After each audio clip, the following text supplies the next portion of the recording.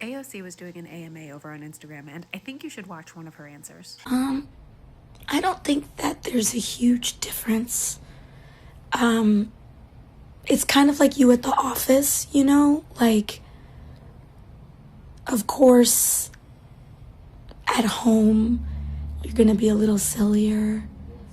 And maybe you'll just be like goofier, but all in all, I feel like I'm a pretty similar person.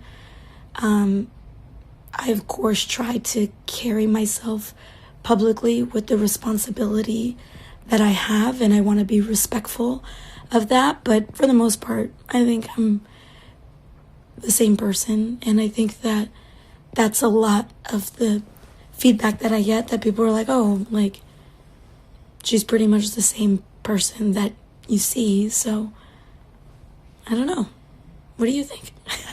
This is exactly what I mean when I describe responsible authenticity in the first, second, and honestly most of the chapters in my book, When We're in Charge, which is a guide for millennial and Gen Z leaders on how to show up as a leader and also as yourself in all the places you need to. It's about being yourself, but with boundaries, genuine, but contextualized. And it's really, really hard to do, in part because we don't have a ton of examples to look to on how to do it in a way that makes sense for 2026. I mean, how many members of Congress can you think of who could credibly come on Instagram and answer questions like this?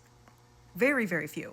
We're seeing it more and more of the up-and-coming leaders, the millennials, the Gen Zs, who are rising into positions of power, CEOs, members of Congress, mayors, and they are doing it differently. And it's hard because it's different. That's why I wrote When We're in Charge, which you can get wherever you get your books.